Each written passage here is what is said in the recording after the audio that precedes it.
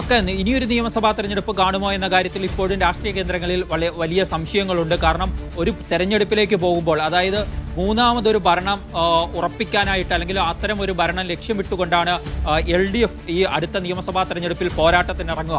അപ്പോൾ ഇത്തരം ആക്ഷേപമുണ്ടായവരെയൊക്കെ മുന്നിൽ സ്ഥാനാർത്ഥികളാക്കി മുന്നോട്ട് പോയാൽ അത് UDF-നെ സംബന്ധിച്ചിടത്തോളം ഏറെ പ്രതിരോധം സൃഷ്ടിക്കുന്നതാണ് എന്ന കാര്യത്തിൽ സംശയമില്ല. അതുകൊണ്ട് തന്നെ രാഹുൽ മാങ്കൂട്ടം അടുത്ത നിയമസഭയിലേക്ക് മത്സരിക്കാൻ കഴിയുമോ എന്നത്, അദ്ദേഹത്തിൻ്റെ പരാതിയില്ലെങ്കിലും കേസില്ലെങ്കിലും ഒക്കെ കഴിയുമോ എന്ന ചോദ്യം ബാക്കിയാണ്. അത്തരത്തിൽ കോൺഗ്രസിന് അതിനുള്ള ധൈര്യമുണ്ടാകുമോ, അദ്ദേഹത്തെ കൂടി സ്ഥാനാർത്ഥിയാക്കി മുന്നോട്ട് വെച്ച് പോകാനുള്ള ധൈര്യമുണ്ടാകുമോ എന്ന ചോദ്യം അവിടെ നിൽക്കുന്നുണ്ട്.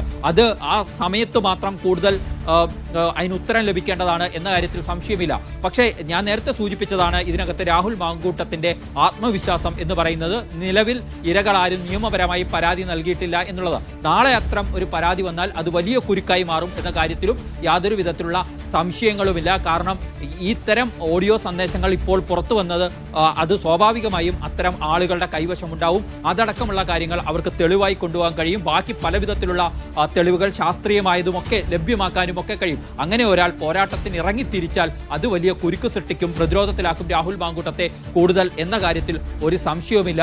ഇപ്പോൾ രാഹുൽ മാങ്കൂട്ടം ചെയ്തിരിക്കുന്ന പ്രക്രിയ എന്ന് പറയുന്നത് അദ്ദേഹത്തിന്റെ പാർട്ടി ഈ ആരോപണങ്ങളെ തുടർന്ന് പ്രതിരോധത്തിലാകുന്നു. അതുകൊണ്ട് പാർട്ടിയെ സംരക്ഷിക്കാൻ തദ്ദേശ തെരഞ്ഞെടുപ്പിന് വേണ്ടി മുന്നൊരുക്കങ്ങളും പ്രചരണ പ്രവർത്തനങ്ങളും ഒക്കെയായി മുന്നോട്ട് പോകേണ്ട അണികളെ വിഷമത്തിലാക്കാതിരിക്കാനുള്ള അദ്ദേഹത്തിൻ്റെതായ ധാർമ്മികത ഉയർത്തിപ്പിടിച്ചുകൊണ്ടുള്ള ഒരു രാജി എന്ന് വ്യാഖ്യാനിക്കാനാണ് രാഹുൽ മാങ്കൂട്ടം ഇന്ന് ശ്രമിച്ചത് എന്ന കാര്യം വസ്തുതയാണ്. പക്ഷേ അതിലേക്ക് എത്തിച്ചേർന്ന സാഹചര്യങ്ങൾ നമ്മൾ പരിശോധിക്കേണ്ടതുണ്ട്. നേരത്തെ രാഹുൽ മാങ്കൂട്ടത്തിനെതിരെ പരിശോധിക്കപ്പെടേണ്ടതാണ്. അത് വരും ദിവസങ്ങളിൽ അത് ചർച്ചയാവുകയും ചെയ്യും. പക്ഷേ പാർട്ടി എടുത്തിരിക്കുന്ന തീരുമാനം, ഇല്ലെങ്കിൽ കോൺഗ്രസ് ഇവിടെ എടുത്തിരിക്കുന്ന നിലപാട്, അതാണ് നമ്മൾ എടുത്തു പറയേണ്ടത്. നമുക്കറിയാം, KPCC അധ്യക്ഷൻ കൃത്യമായിട്ടൊരു പ്രതികരണം ഇതുവരെ നടത്തിയിട്ടില്ലെങ്കിൽ പോലും അദ്ദേഹത്തിന്റെ നിലപാട് എന്താവും എന്നത് നമുക്ക് ഊഹിക്കാവുന്നതാണ്. മുതിർന്ന നേതാക്കൾ, പ്രതിപക്ഷ നേതാവ് VD സതീശൻ, K സുധാകരൻ, തിരുവഞ്ചൂർ രാധാകൃഷ്ണൻ, രമേശ് ചെന്നിത്തല, ഇവരെല്ലാം എടുത്ത നിലപാട് അത് ഈ വിഷയത്തിൽ, കാരണം ഈ ധാർമ്മികതയുടെ കാര്യം നേരത്തെ P ശശിയുടെ ഉൾപ്പെടെയുള്ള കേസുകൾ വന്നപ്പോൾ ഉയർത്തിക്കാണിച്ച, പ്രതിഷേധിച്ച നേതാക്കളാണ്. അവരാ ധാർമ്മികത ഉയർത്തിക്കൊണ്ട് തന്നെ ആ നിലപാടിലേക്ക് കടന്നു എന്നതുകൂടി സൂചിപ്പിക്കണ്ടേ?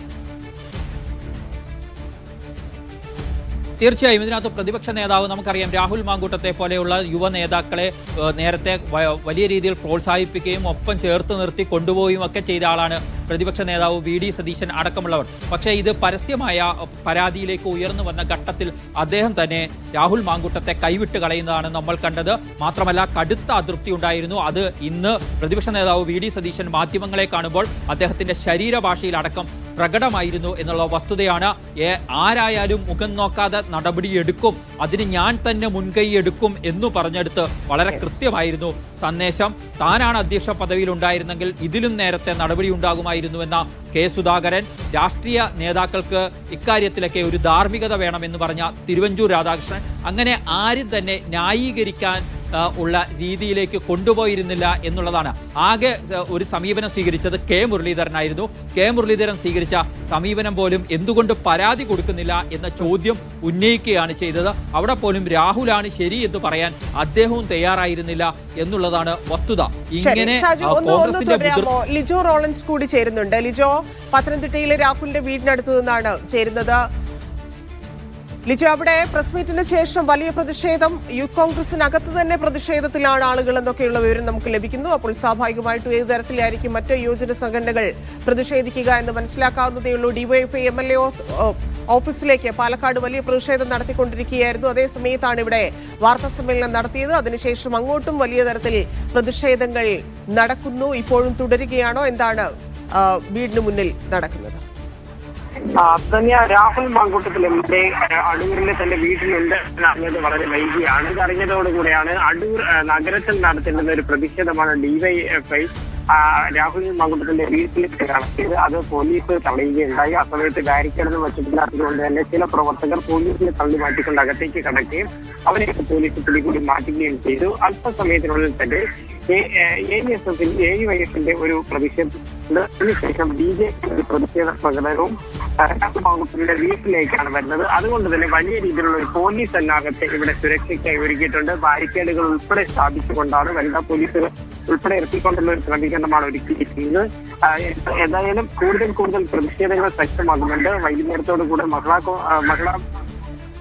ജനാധിപത്യ മഹിളാ അസോസിയേഷന്റെ ഒരു പ്രതിഷേധവും സംഘടിപ്പിക്കുന്നുണ്ട്.